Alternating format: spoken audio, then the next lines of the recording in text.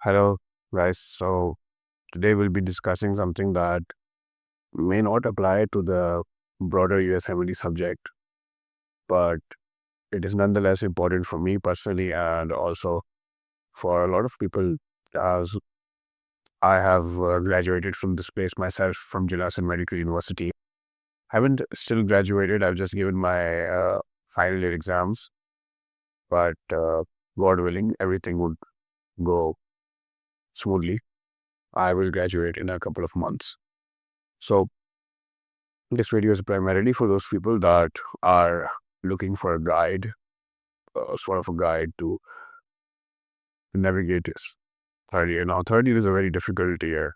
Difficult in the sense, not in the sense that there is difficult content to cover, but mostly difficult in the sense that there is no true guidance on what to do and how to navigate this area. Because in third year, you will be starting your clerkships, which are basically your wards.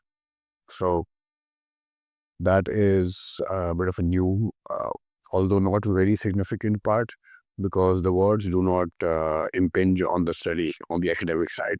The academic side is still quite different from the words. However, that is not the case in fourth year and fifth year, where the words that you do uh, directly do impact the internal evaluation, right? So that is a bit of a difference. For third year is a very peculiar year because if you are a student from Janassan Medical University or any of the sub-institutes from it, you would know that there is no proper guidance given from any side, and it's quite difficult to understand where to start and uh, where to go from which step to get to what step, right? So I will be hopefully making things a bit clearer today, and not an expert of any kind, but I would tell you what I should have done, or if I am going to tell a student of mine in third year on what that person should do. So that's all that I'm going to explain in this video. So what I have opened in front of me is a study guide, right? And I think this really applies to most of the universities in Pakistan because uh, most of the part is the same in third year as it is in third years of other medical universities. But I cannot say that for sure. To just compare our study guide that I have in front of us to your university study guide to better see if there is any resemblance. So if there is, then you can also take a few ideas from my discussion today, and maybe it is going to help you. So I have a study guide open in front of me for third year, and currently I think that it is a foundation module that is ongoing. So I will be concentrating on the foundation module today, and we will go towards other modules if there is time and demand also. So this is just my opinion. Do take it with a grain of salt. Grain of salt being that if you are a student that follows every long book and every detailed discussion, then this might not suit you.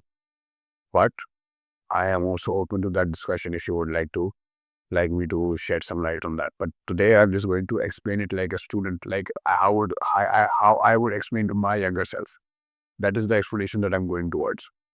That if I was young and if I was my senior, and how I would explain it, these things to do, because most of the seniors that you will also encounter, they believe in studying hard instead of studying smart. So I'm just going to tell you how to smartly study your third year and get the most out of it. Now, this guide is for someone who is not doing the USMLE uh, in third year and is trying to do USMLE in fourth year. Ideally, you should give your USMLE in third year. I mean, you have no reason not to. If you are 100% decided that you want to pursue the USMLE pathway, then there is essentially no reason for you to not give step one in third year because you have plenty of time, right? But say if you're not giving your step one in third year and you want to give it like at the end of the third year or you have to give it at the beginning of the next year, or you want to give it next year. So this guide is focuses mainly on how you can get the most out of the academic side, the normal academic side that would supplement your preparation for US Family. If you're preparing US Family with third year, then I don't think that you really need this guide, because by the time you're done with your uh, US Family, because what we do, if you are mentored, if you are with me, right? So let's say you are a member of the two form mentorship program, right? So if you're a member of this and you are under me or Daniel, so what we do is, if you are beginning your prep from the start of this year, then we would get you the pass, or we will make you sit in the exam maximum by July, and you will be done with your step one, right? So you would have plenty of time to cover this up, and most of the things would also be easy for you. So again, if you guys want to contact us regarding that, this is our Instagram page, and you can do so, right? For mentorship and any other queries. So that is something that I wanted to get out of, that I wanted to put out there, so that you understand that there is a difference in if both between both of the pathways. There is a difference. So if you are currently only focusing on the university part, then this guide is for you. And if you plan to give your USMLE in the next year or the next year, then this is how you would get the most out of your university studies, where most of the people would just be wasting their time. You are, because following this guide, will get the most out of it. So third year is also a part where I would recommend, if you're not doing your step one, if you're not planning to give your step one during third year, then I would also recommend to do research, right? Because research is important, and you should know how to do research, and also meta-analysis you should know. Although meta-analysis is not going to do you any good as far as USMLE is concerned, but you should know how to do this, right? I don't recommend spending a lot of money learning both of these, because now you can do this for free, and we will also be forming a team for this also, for some branches for this also in the near future, very near future. So let's do that. So then this is what you need to concentrate on also, but focusing mainly on the study guide now. So this is a study guide, and I would be explaining it by this way, looking at this. So first of all, you have biochemistry in your foundation module. And I think this is the biochemistry. So let me check. Yeah. So, okay. So you have your biochemistry, right? So this is the DNA and gene expression, DNA isolation and gene expression part. So although you have studied biochemistry in your first year and second year, they've also put it this year as well. So this part you have to cover from Ninja Nerd. He has detailed videos on DNA technology, but even if you don't find it on Ninja Nerd, then you can do this from Blueprint or from Bootcamp. Sorry, not Blueprint, from Bootcamp. You can do this from Bootcamp. Or simply, if I was at your pace, I would just chat GPT. I would just chat GPT this. I would chat GPT to this and follow the university sites. So this is not something that is very major. You can cover this very easily. So you have these three options. You can either go for Ninja Nerd. If you don't find it on Ninja Nerd, you can go for Bootcamp, the step one videos, or you can do just basically chat GPT and slides. So just copy everything that is present here, paste it in chat GPT, and chat GPT is just going to give you explanation for all of this. That's what you need to do, right? But chemistry is not that important. If you follow this method, you would get the concept behind every topic, right? And if these topic, for example, if one of these topics repeat in your step one, if you encounter them in your world, so you would have the concept in your mind. So that is something which you need to understand. That the reason why I'm telling you to go for ChatGPT plus slides and not just slides or not just any book, because it's difficult to understand uh, from a book or from just a slide. So I want you to use ChatGPT or any AI model that you prefer to understand the concept behind it, to understand the example set, and also conceptually understanding biochemistry is very important if you prefer to go for USMLE in the future. Now, community medicine is again something that they don't describe, don't guide you on how to study, right? I would personally, uh, thinking and everything, I would go for the book which is known as Elias, right?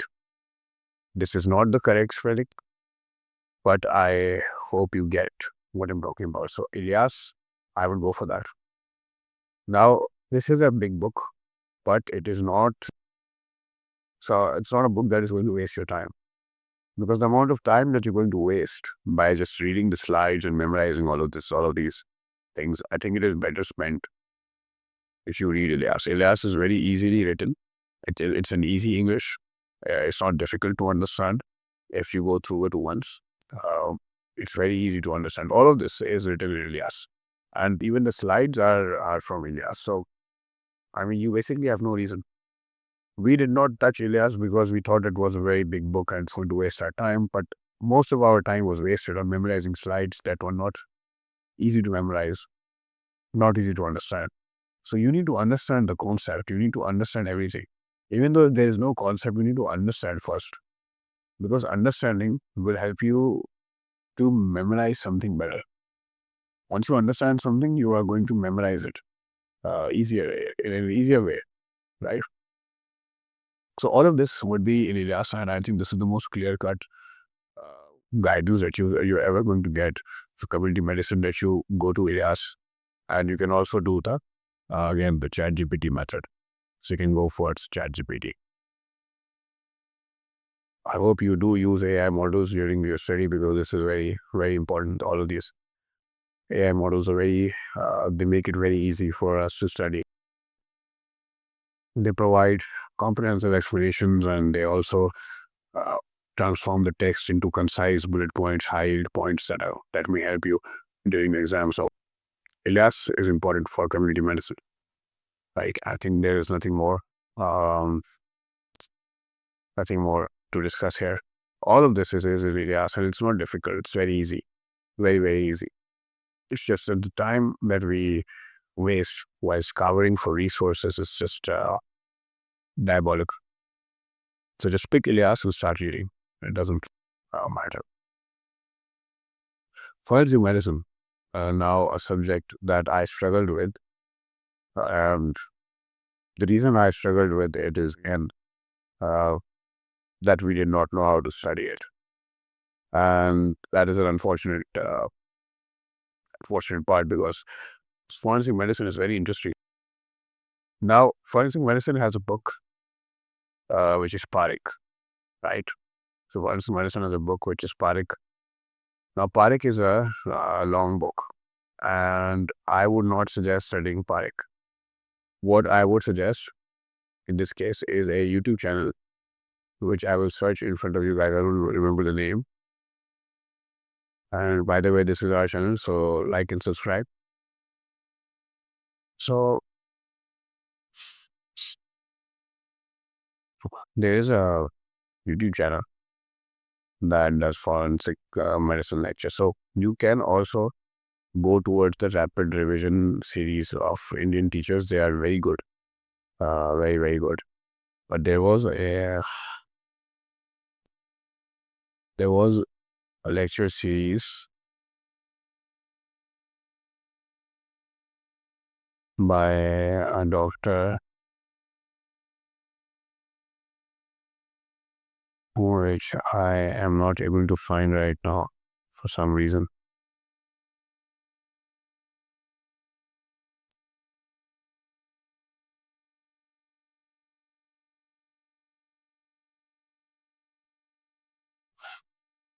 Um,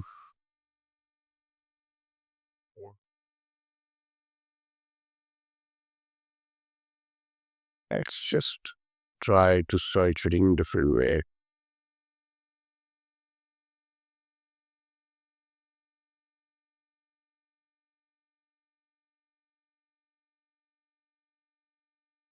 So I'm not able to find it, but you can see there's a lot of resources now on YouTube, right? So it's Dr. Ankit Singh. I've also watched him. He is also he also teaches very well. Although this is from the Indian system, so you have to be careful with that. Some things that are in the Pakistani system, they are different, and you need to look out for that. So what I would suggest is to watch. So first of all, for a particular topic, watch the lecture on YouTube, right, and then read it from Parik. That's what I would suggest. Then read it from Parik. And if you don't have a lot of time, then just basically chat GPT all of it. But if you want to truly understand it, and it's very interesting, it's not boring. Of course, if you follow the university, then it is boring. But you will have a lot of time. I'm only telling you that you will have a lot of time to cover this. So if you watch the lecture and then you read the book and then you watch the lecture again, I think that is going to be sufficient enough. So first reading of Parik is the only time when this is going to take you a lot of time. Once you read the topic from Parik, it would be very easy for you to understand. So after going through Parik once, then you can go through the slides, of course, for your lecture slides. I think that will be enough. This is what you have to do. These two subjects are going to take majority of your foundation module or majority of your exam portion as well. So these are important topics, the important subjects that you need to prepare for. And I believe that these are important things to know because toxicology also comes in your step one. So it's good to know this. Right? This is a bit lengthy, I understand, but these are good things to know, right? And it is going to take you a bit of time covering community medicine and forensic medicine, but this way is the best way. Believe me, this is going to save you a lot of time uh, instead of just going for shortcuts and memorizing shortcuts. So pathology and microbiology, I think this is like very easy. Pathology is hands down, go for pathoma. Go for pathoma. You watch the lectures, read the book. Pathoma is basically hands down. I don't think that you should read Robbins. I don't think so. And that's just wasting your time, right? One thing that I would like to tell you guys is that let me show you something, right? So I hope you uh, I hope you know the meaning of what an encyclopedia is, right? So let me show you. So encyclopedia is a book giving information on many subjects or many aspects of one subject, right? What they recommend us in our university is to study from an encyclopedia of pathology, which is Robbins. It is a treasure of, it is, it's a safe of knowledge. It's a sea of knowledge, basically, what Robbins is. And you're not supposed to read Robbins in such a limited amount of time. Reading Robbins is only possible when you sit, you don't have a time limit and you just want to understand. But now you want to cram, you want to memorize facts, and you have a time limit to yourself. So the best thing to understand is to go through pathoma, right? And after going through pathoma, you go through the lecture slides that you have, the lecture slides that you have. But that's what you have to do. If you follow both of these, it's going to be enough. From pathology, you're going to be done and dusted. Pathology is very superficial, it's very easy in third year. There were Roman's notes that are available. I'm just going to show you the website.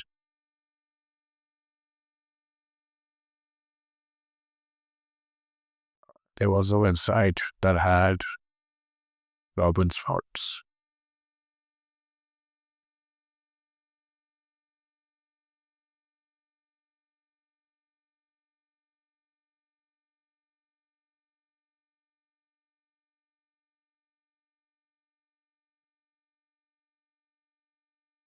So I remember something. There were these notes that I found which were available.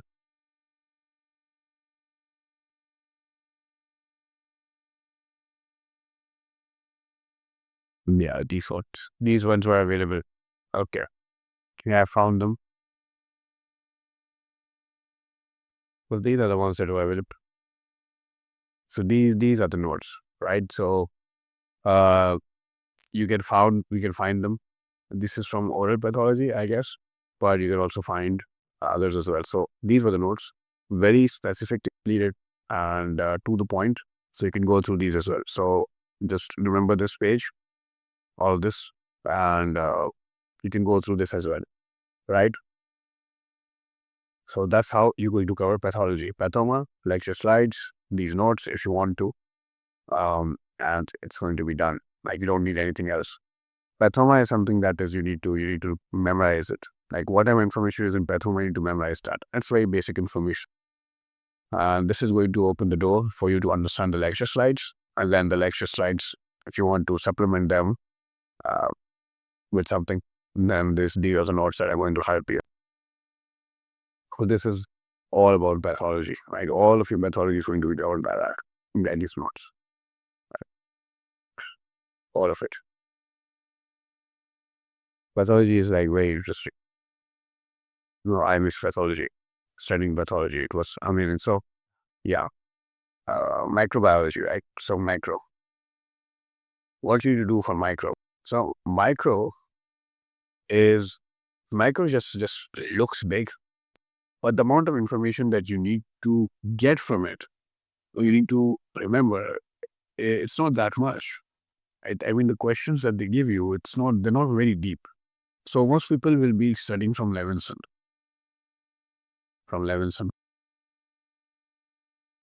And I, however, do not recommend picking up Levinson. Right? What I would suggest, most people are also be studying from Sketchy, which is, I think, a waste of time because Sketchy doesn't work for me. So I'm not going to recommend that, but if it works for you, then go ahead.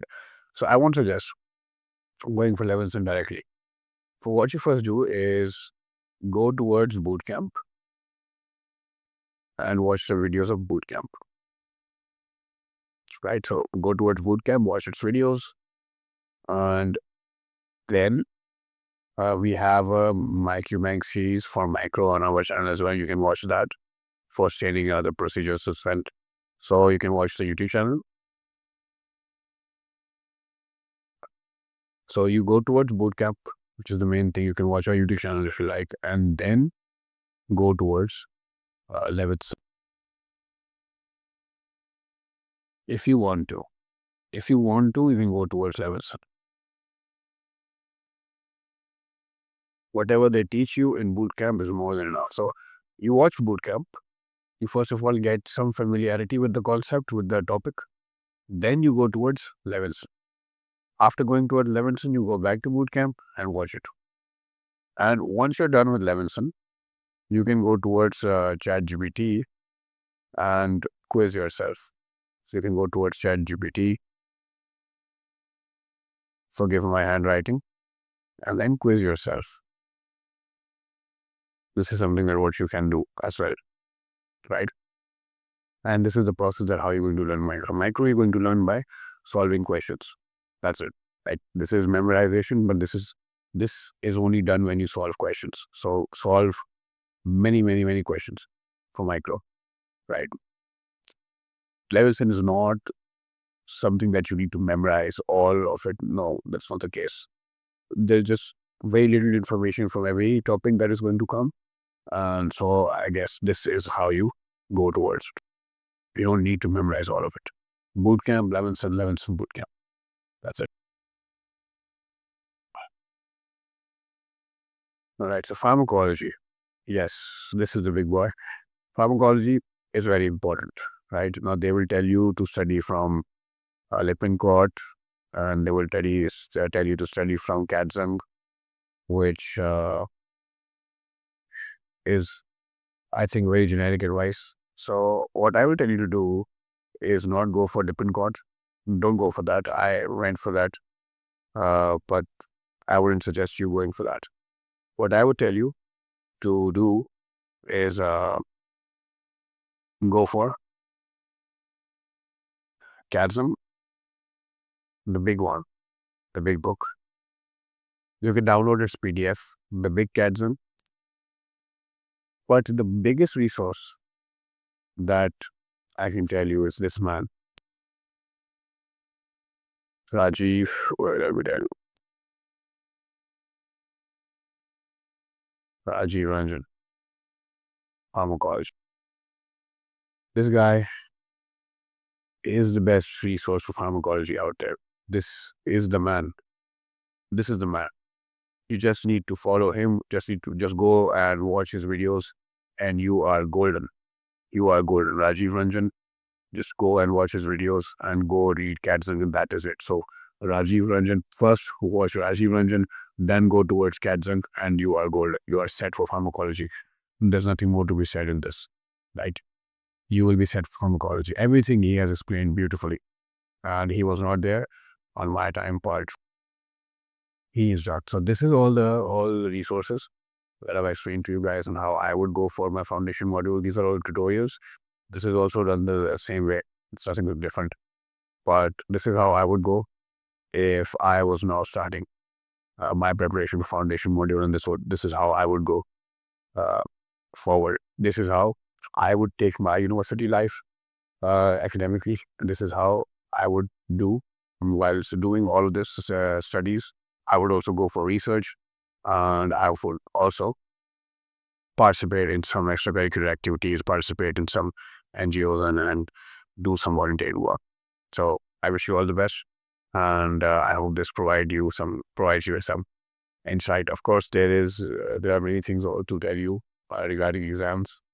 If you follow this pathway that I've explained it to you, there is nothing more that you need to do for your exams. Just doing this and repeating this 2 to 3 times throughout your year is going to set you for your exams. Believe me, I had 3.7 GPA in third year. So I guess I'm the right person to tell you, right? This might not get you a 4, but this is going to give you 3+ GPA. Okay.